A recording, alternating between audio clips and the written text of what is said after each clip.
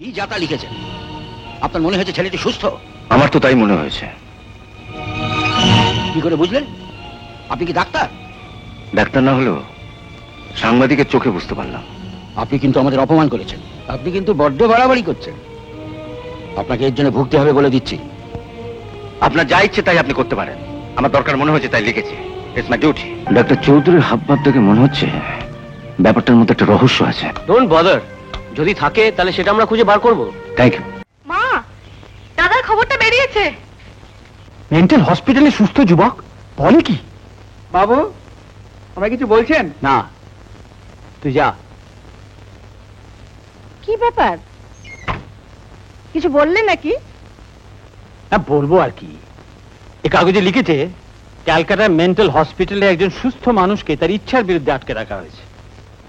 সাংবাদিকে মনে হয়েছে সে সম্পূর্ণ সুস্থ, মানে পারফেক্টলি নর্মাল। তাই নাকি? সে কি কথা? সেটাই তো কথা। ছেলেটি সুস্থ হয়ে গেলে কেন থাকবে ওখানে? দাদা, এই দাদা, ও কিরে, 7:30 বেজে গেছে। অফিস যাবি না নাকি? 7:30 বেজে গেছে। দেখ, তোর খবরটা কাগজে বেরিয়েছে।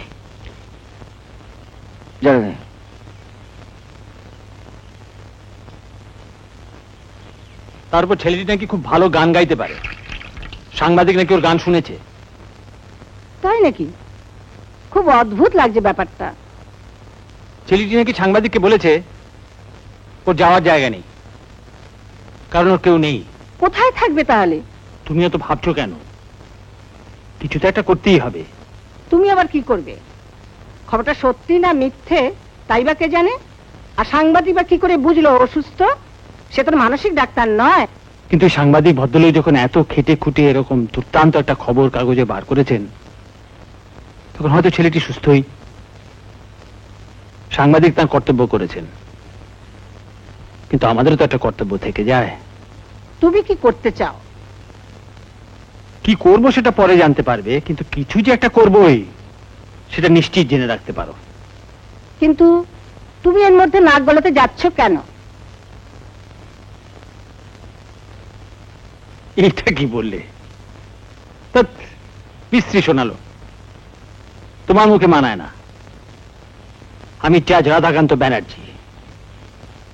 সমাজের প্রতি আমারও কিছু কর্তব্য আছে, এবং সেটা প্রমাণ করবার এই একটাই রাস্তা। দেখোই না আমি কি করি।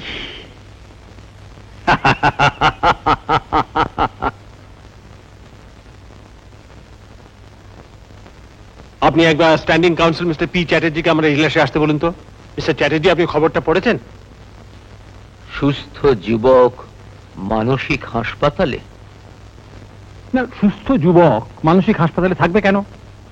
তাই আমি কালকেই ওকে কোর্টে ডেকে পাঠিয়েছি, আর হাসপাতালের অ্যাডমিনিস্ট্রেটরকে আমি শো কজ করছি। মানে সে যদি সুস্থ মনে হয় তবে ডাক্তাররা তাকে ছেড়ে দিচ্ছে না কেন? আর ওই থানার ওসিকেও আমি অর্ডার দিচ্ছি ছেলেটির উপর নজর রাখতে এবং কালকে ওকে কোর্টে নিয়ে আসতে সাহায্য করতে। আর এই খবরের কাগজের রিপোর্টারকে আমি ডেকে পাঠাচ্ছি, এবং আমার সমস্ত অর্ডারের কপি আমি পুলিশ কমিশনারকে পাঠিয়ে দিচ্ছি। আর আপনি মিস্টার চ্যাটার্জি, আপনাকে সরকারের পক্ষ থেকে এই কেসটা চার্জ নিতে হবে as a senior standing council of the government of West Bengal. Yes sir. আপনি এখন ইচ্ছে করলে যেতে পারেন। ছেলেটা কি সত্যিই সুস্থ? ভালো গান জানে? কি গান শুনলেন? রবীন্দ্রসঙ্গীত না আধুনিক? তবে যাই হোক, লেখাটা কিন্তু চোখে লাগার মতো। দেখা যাক কার চোখে পড়ে। হ্যাঁ।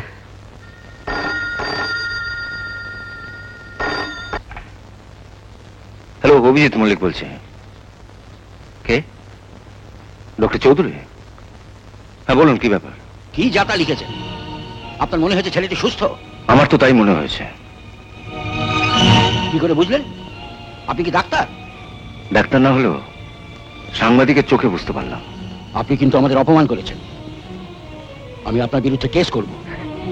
করুন, যা ভালো বোঝেন করুন। আপনি কিন্তু বড্ড বাড়াবাড়ি করছেন। আপনাকে এর জন্য ভুগতে হবে বলে দিচ্ছি। আপনার যা ইচ্ছে তাই আপনি করতে পারেন। আমার দরকার মনে হয়েছে তাই লিখেছি। It's my duty. হ্যালো, হ্যাঁ আমি এডিটর বলছি, বলুন। ও আচ্ছা, ও আচ্ছা আচ্ছা, thank you sir, thank you. হ্যাঁ, okay okay, all right, all, হ্যাঁ, আচ্ছা আচ্ছা, ঠিক আছে ঠিক আছে ঠিক আছে, সি ওকে। শোনো, নিউজ থেকে অভিজিৎ বাবুকে ডেকে দাও। আচ্ছা স্যার। স্যার, আপনাকে বড় সাহেব ডাকছেন। চলো, আসছে।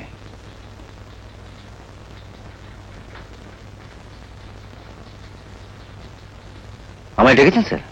হ্যাঁ, বসো বসো। শোনো, তোমার লেখাটা নিয়ে একটা ভালো খবর আছে। এইমাত্র আমি হাইকোর্ট থেকে টেলিফোন পেলাম। একজন জজ সাহেব, রাধাকান্ত ব্যানার্জি, তিনি তোমার লেখার উপর একটা বিচারের ব্যবস্থা করেছেন। ওই যে লিখেছ ছেলেটি সুস্থ, কেন ওখানে আছে, জজ সাহেব কাল কিন্তু ছেলেটিকে কোর্টে ডেকে পাঠিয়েছেন। তাই নাকি স্যার? হ্যাঁ, তোমার লেখাটা খুব ইমপ্রেসিভ হয়েছে। ঠিক মতো বুঝে লিখেছ তো? হ্যাঁ স্যার, যা সত্যি তাই লিখেছি। সাংবাদিক হিসেবে তুমি একটা মহান কর্তব্য করেছো। You have done a great job. আর তোমার এই খবরের জন্যই ছেলেটি হয়তো ওখান থেকে ছাড়াও পেতে পারে। ছেলেটার জন্য যে কিছু করতে পেরেছে, এখন দেখা যাক কি হয়।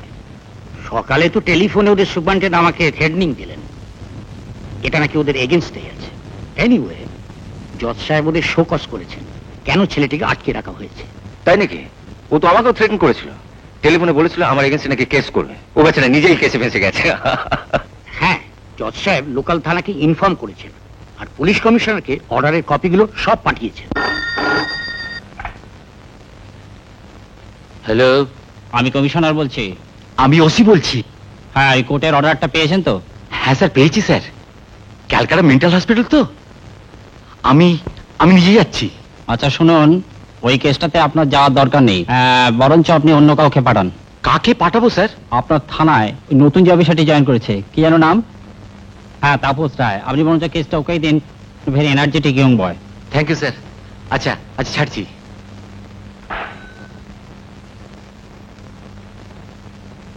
এই, কে আছিস? তাপস বাবুকে ডেকে দে।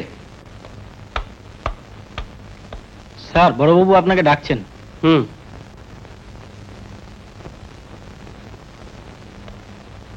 আমাকে ডাকছেন স্যার? শোনো, তোমাকে এখনই একবার ক্যালকাটা মেন্টাল হসপিটালে যেতে হবে। ওখানে সৌরভ বসু নামে একজন পেশেন্ট আছে। অবশ্য তার সঙ্গে দেখা করার আগে তুমি সুপারিনটেন্ডেন্টের সঙ্গে একবার দেখা করবে। কাল সকালে ওকে হাইকোর্টে নিয়ে যেতে হবে, ওর কেস আছে।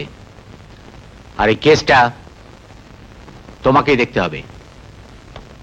নমস্কার। আপনি আবার এখানে কেন এসেছেন? আমাদের পেছনে গেছি কেন বলুন তো? কাগজ আপনি কি লিখেছেন?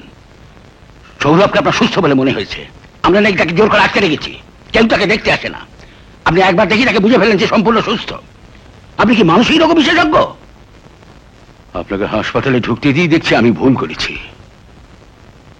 আপনি এত রেগে যাচ্ছেন কেন? যা ঠিক মনে করেছি তাই লিখেছে। একজন সাংবাদিক হিসেবে এটাই আমার ডিউটি। ওসব ডিউটি ফিউটি রাখুন। এখন বলুন এখানে কি জন্য এসেছেন? আজ এসছি প্রথমে আপনাকে ধন্যবাদ দেওয়ার জন্য, সেদিন আমাকে এখানে সবকিছু ঘুরে দেখার পারমিশন দেওয়ার জন্য। আর দ্বিতীয় কারণ হলো আমি একটু সৌরভের সঙ্গে দেখা করতে চাই। তাই নাকি? কিন্তু দেখা তোর সঙ্গে হবে না আপনার। কেন তো জানতে পারি? আপনাকে আমি সেটা জানাতে বাধ্য নই। বাধ্য নন যখন, তখন তো জোর করেই দেখা করতে হয়। দাঁড়ান, আপনার ক্ষমতা থেকে আপনি যান দেখি। আমি এখনই পুলিশে ফোন করছি যে আপনি এখানে হামলা করছেন বলে। এই তো আপনি এসে গেছেন। এই লোকটা ঝামেলা পাকাচ্ছিল, জোর করে ভেতরে যেতে চাইছিল। আমি আপনাকে ফোন করতে চাইছিলাম, লাকিলি আপনি এসে গেছেন। কি নাম আপনার? অভিজিৎ মল্লিক। আমি একজন সাংবাদিক। এখানকার উপর একটা রিপোর্ট লিখেছে আমার কাগজে। সেখানে সৌরভ বসুর কথাও লিখেছে। সেটা পড়ে একজন জজ সাহেব। ও, আপনি সেই সাংবাদিক?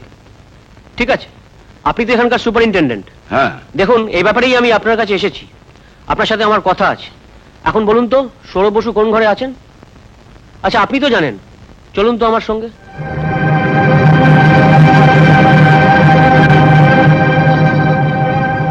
ডাক্তার চৌধুরীর হাবভাব থেকে মনে হচ্ছে ব্যাপারটার মধ্যে একটা রহস্য আছে। ডোন্ট বদার, যদি থাকে তাহলে সেটা আমরা খুঁজে বার করব। Thank you. সৌরভ,